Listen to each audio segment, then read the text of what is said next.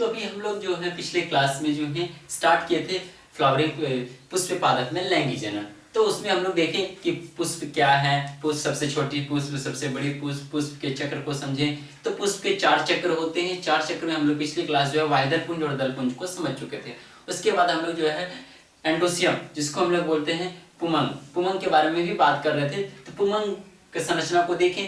पुमंग के में ही एक पॉइंट आए कि परागकोश, परागकोश के अंदर अध्ययन करने की कोशिश कर रहे थे। तो परागकोश को अनुप्रस्थ रूप से काटे थे तो उसकी संरचना टेट्रागोनल मींस चतुष्कोणीय संरचना देखने के लिए मिले। तो एक कोणीय को एक लघु बीजाणुधानी बोले थे। तो आज हम लोग लघु बीजाणुधानी क्या है उसके बारे में समझेंगे कि लघु बीजाणुधानी, 4 लघु बीजाणुधानी जो देख रहे थे एक परागकोश में, तो एक अगर लघु बीजाणुधानी को हम लोग समझ पाते हैं तो चारों को आसानी से समझ लेंगे। तो लघु बीजाणुधानी क्या है? लघु बीजाणुधानी ही आगे चलकर परागपुटिका में परिवर्तित होते हैं और परागपुटिका में ही परागकण का निर्माण होता है। चलिए, तो परागपुटिका ये लघु बीजाणुधानी क्या है? लघु बीजाणुधानी सामान्यतः 4 भित्ति से घिरे होते हैं। लघु बीजाणुधानी जो संरचना है वो 4 दीवार से घिरे होते हैं। पहला का नाम है बाह्यचोल, अंतस्थिसियम, मध्य परत और tapetum. Epidermis, endothelium, middle layer और टैपिटम, ये 4 जो परत है, ये 4 परत से लघु बीजाणुधानी घिरे होते हैं।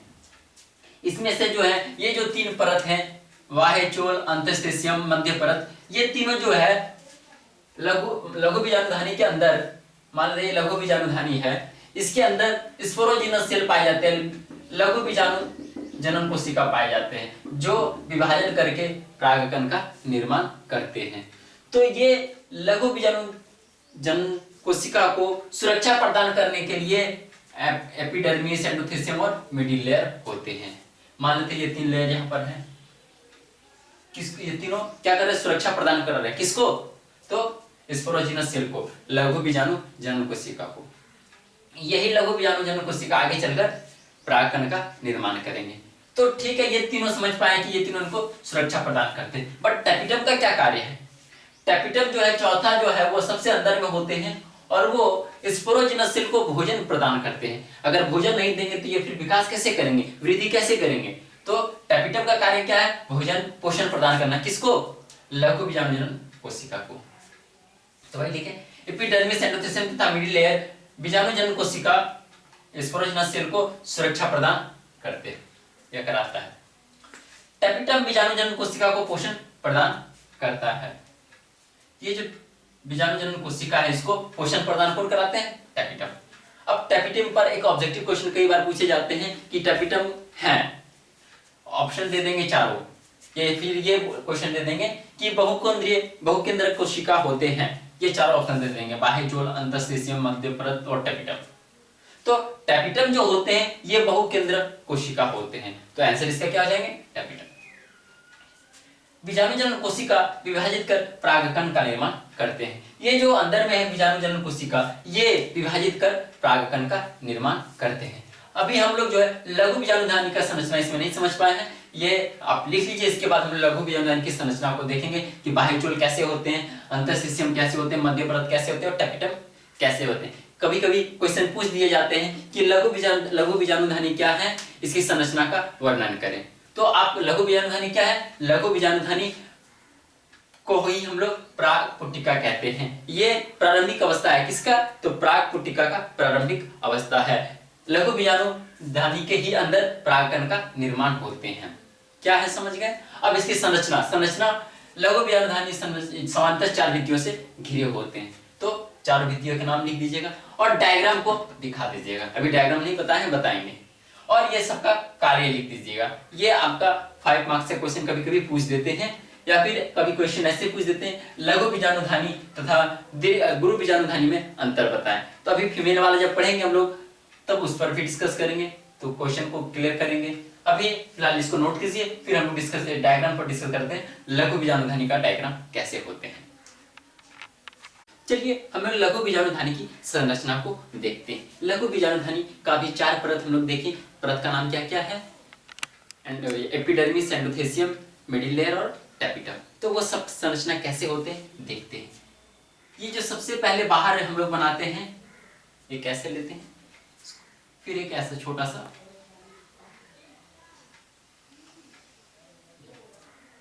एपिडर्मिस को हम लोग बात देखिए सभी परत को अलग अलग तरह के संरचना से दिखाते हैं, जरूरी नहीं कि हम जो बना रहे हैं आप भी वैसे ही बनाइए, अलग अलग परत दिखा सकता है कि आसानी से समझ में आए कि ये परत का नाम ये है, ये परत का नाम ये है। चलिए एपिडर्मिस को पहले हम लोग दिखाते हैं। ये सबसे बाहर वाले हैं, ये इसका क्या नाम है, एपिडर्मिस।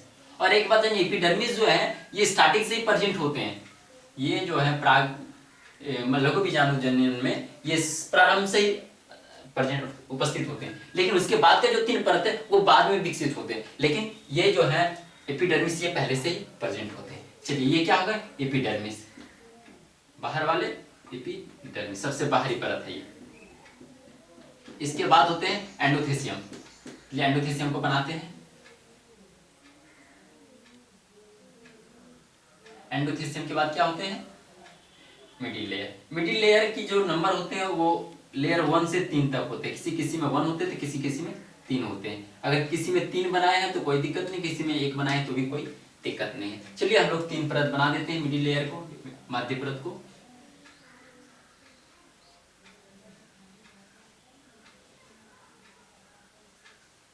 ये मध्य परत है,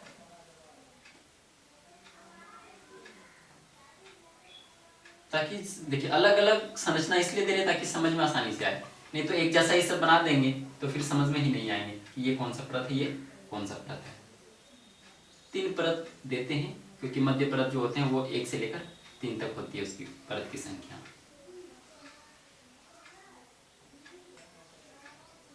इसके बाद मध्य परत के बाद टेपिटम होते हैं। अब सबका कार्य को याद ही होंगे आपको कि ये तीनों परत का क्या कार्य है। एक और परत दे देते हैं, किसका, मध्य परत का।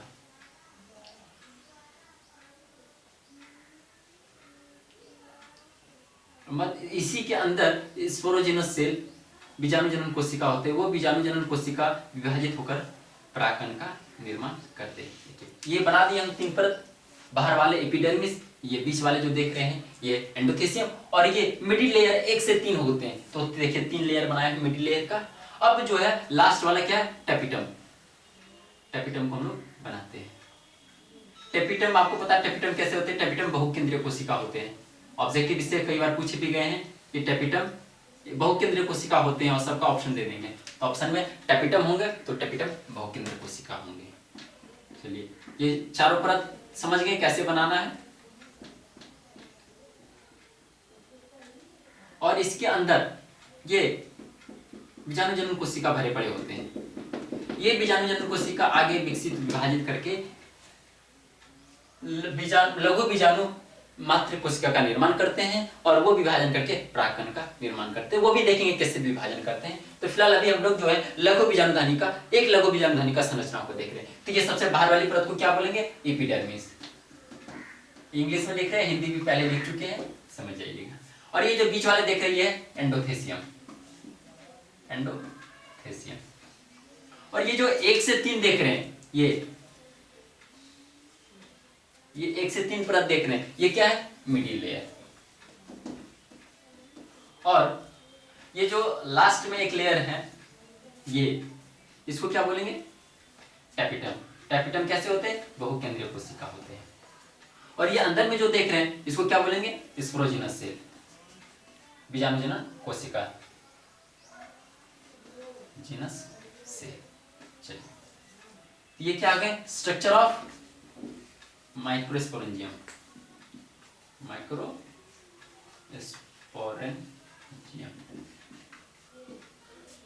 लघु बीजाणुधानी का संरचना।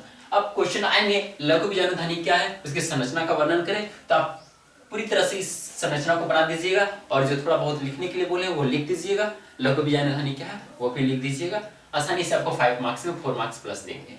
या डायग्राम बना दीजिएगा तो वो 4 मार्क्स देंगे ही देंगे। अगर नहीं बनाइएगा सिर्फ लिख दीजिएगा तो मार्क्स कम देंगे। चलिए इस डायग्राम को नोट कीजिए, फिर हम लोग बात करते हैं कि ये स्पोरोजिनस सेल कैसे विभाजित कर परागकण का निर्माण करते हैं। अभी हम लोगों ने लघु बीजाणुधानी की संरचना को देखी। लघु बीजाणुधानी संरचना कैसे होते हैं, लघु बीजाणुधानी के ही अंदर देखें कि बीजाणु जनन कोशिका होते हैं। अब लघु बीजाणु जनन एक टर्म है, इसका मीनिंग क्या होते हैं समझते हैं कि परागकण का निर्माण होते कैसे हैं। तो परागकण वो जो बीजाणु जनन कोशिका किसके अंदर, लघु बीजाणुधानी के अंदर पाए जाते हैं, वही विभाजित करके परागकण का निर्माण करते हैं। तो कैसे करते हैं देखते हैं। लघु बीजाणु जनन एक टर्म है जिसका लघु बीजाणु जनन कोशिका विभाजित होकर लघु बीजाणु मात्र कोशिका माइक्रोस्पोर मदर सेल में परिवर्तित होते हैं। वो उसके अंदर लघु बीजाणुधानी के अंदर जो बीजाणु जनन कोशिका होते हैं वो विभाजन करके माइक्रोस्पोर मदर सेल लघु बीजाणु मातृ कोशिका में परिवर्तित होते हैं। एमएमसी, इसको हम लोग माइक्रोस्पोर मदर सेल को शॉर्ट में एमएमसी भी बोलते हैं। एमएमसी अर्धसूत्री विभाजन कर 4 अगुणित बीजाणु का निर्माण करता है। इस क्रिया को लघु बीजाणु जनन कहते हैं। अब क्या होंगे, जब बीजाणु जनन कोशिका लघु बीजाणु मातृ कोशिका में परिवर्तित होते हैं तब ये लघु बीजाणु मातृ कोशिका अर्धसूत्री विभाजन कर बीजाणु का निर्माण करते हैं, 4 बीजाणु का निर्माण करते हैं। और चारों बीजाणु कैसे होते हैं, अगुणित होते हैं। आपको पता है अर्धसूत्री विभाजन होने के बाद जिस कोशिका में अर्धसूत्री विभाजन होते हैं उससे बने हुए जितने भी कोशिका होते हैं सबकी गुणसूत्र की संख्या अगुणित होते हैं। तो 4 अगुणित बीजाणु का निर्माण होते हैं। इस क्रिया को लघु बीजाणु जनन कहते हैं। तो अभी हम लोग क्या समझे, बीजाणु का निर्माण हो गए किसके अंदर, लघु बीजाणुधानी के अंदर। बीजाणु को लघु बीजाणु भी कहते हैं। जो बीजाणु का निर्माण हुए हैं 4 बीजाणु को, वो बीजाणु को हम लोग लघु बीजाणु भी कहते हैं, इंग्लिश में माइक्रोस्पोर भी कहते हैं। लघु बीजाणु परागकण का प्रारंभिक अवस्था होता है। ये परागकण का प्रारंभिक अवस्था कौन, बीजाणु या फिर लघु बीजाणु। लघु बीजाणु समसूत्री विभाजन करके परागकण का निर्माण करता है। इस क्रिया को लघु युग्मक जनन कहते हैं। मतलब युग्मक का अब निर्माण हुआ है कब, जब लघु बीजाणु में समसूत्री विभाजन होता है तब जाकर लघु युग्मक जनन, उस क्रिया को हम लोग लघु युग्मक जनन कहते हैं, जिस क्रिया से क्या परागकण का निर्माण होता है। देखिए परागकण का निर्माण समझ पाए कि कैसे हुए, कि लघु बीजाणुधानी के अंदर ये बीजाणु जनन कोशिका होते हैं। बीजाणु जनन कोशिका विभाजित करके एमएमसी में कन्वर्ट होते हैं, माइक्रोस्पोर मदर सेल में बदलते हैं। ये माइक्रोस्पोर मदर सेल अर्धसूत्री विभाजन करके 4 बीजाणु का निर्माण करते हैं। ये 4 लघु बीजाणु का निर्माण करते हैं। अब ये लघु बीजाणु समसूत्री विभाजन करके क्या करते हैं, परागकण का निर्माण करते हैं। तो परागकण का निर्माण समझ पाए कैसे होते हैं। परागकण का निर्माण हो गए प्रत्येक माइक्रोस्पोरेंजियम में। अब देख समझते हैं कि माइक्रोस्पोरेंजियम लघु बीजाणुधानी, प्रत्येक लघु बीजाणुधानी में 1000 से अधिक परागकण होते हैं। यहाँ तो हम सिर्फ एक की बात की, उसमें 1000 से अधिक परागकण का निर्माण होते हैं।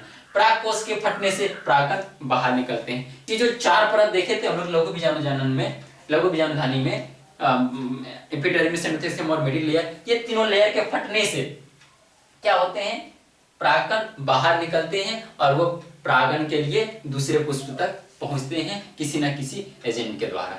तो समझ पाए कि लघु बीजाणु जनन क्या है, लघु युग्मक जनन क्या है। उसके बाद इससे पहले हम लोग देखे थे लघु बीजाणुधानी क्या है। तो पूरी तरह से हम लोग नर युग्मक का निर्माण समझ पाए कि नर युग्मक का निर्माण होते कैसे हैं। नर युग्मक का निर्माण एंथर में मींस परागकोश में होते हैं। परागकोश की संरचना को अनुप्रस्थ रूप से काटें तो वो उसमें 4 चतुष्कोणीय संरचना के देखने के लिए, 4 कोण उसमें देखने के लिए। तो एक कोण को क्या बोल दिए, लघु बीजाणुधानी। तो 4 लघु बीजाणुधानी होते हैं। तो हम लोग आज एक लघु बीजाणुधानी पर डिस्कस किए थे। तो एक लघु बीजाणुधानी की संरचना देखें कि वो 4 परत से घिरे होते हैं। उसके अंदर बीजाणु जनन कोशिका होते हैं। बीजाणु जनन कोशिका ही परागकण का निर्माण करते हैं। तो वो जो 4 परत होते हैं बीजाणु जनन कोशिका के बाहर, वो 4 परत में से 3 परत का काम होते हैं बीजाणु जनन कोशिका का सुरक्षा प्रदान करना, और एक परत का टैपिटम का कार्य होते हैं इसको पोषण प्रदान करना। अब लघु बीजाणु जनन को जब सुरक्षा और पोषण दोनों मिलने लगते हैं तब ये विभाजित करते हैं, और ये विभाजित करके एमएमसी लघु बीजाणु मातृ कोशिका में परिवर्तित होते हैं। अब ये जो है लघु बीजाणु मातृ कोशिका अर्धसूत्री विभाजन करके 4 अगुणित बीजाणु का निर्माण करते हैं। ये अर्धसूत्री विभाजन करते हैं कौन, एमएमसी, और ये 4 बीजाणु या फिर लघु बीजाणु का निर्माण करते हैं। इस क्रिया को हम लोग क्या बोलते हैं, लघु बीजाणु जनन। लघु बीजाणु परागकण का प्रारंभिक अवस्था होता है। मतलब परागकण क्या है, नर युग्मक है। नर युग्मक का जो प्रारंभिक अवस्था होता है उसको क्या बोलते हैं, लघु बीजाणु जनन। सॉरी, लघु बीजाणु। लघु बीजाणु समसूत्री विभाजन करके परागकण का निर्माण करते हैं। इस क्रिया को लघु युग्मक जनन कहते हैं। तो यहाँ पर देखें कि परागकण का निर्माण हो गया, किसके द्वारा हुए, लास्ट में लघु बीजाणु समसूत्री विभाजित करके परागकण का निर्माण किए।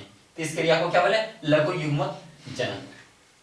2 पॉइंट ये है प्रत्येक माइक्रोस्पोरेंजियम में, प्रत्येक लघु बीजाणुधानी में 1000 से अधिक परागकण का निर्माण होते हैं।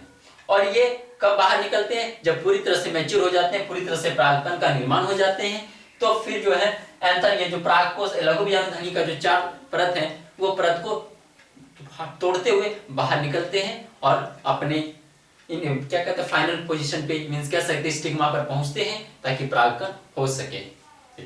आज का क्लास यहीं पे समाप्त करते हैं। नेक्स्ट वीडियो हम लोग देखेंगे परागकण की संरचना, कि परागकण का संरचना कैसे होता है, परागकण यहाँ पे देखें परागकण का निर्माण कैसे होता है, ये समझ पाए। अब नेक्स्ट वीडियो हम लोग परागकण की संरचना पर बात करेंगे, परागकण की संरचना, परागकण के द्वारा होने वाले एलर्जी को बात करेंगे, परागकण से हम लोग को क्या फायदा है, क्या नुकसान है, उस पर बात करेंगे। आज तक का यही नोट कर लीजिए इनको।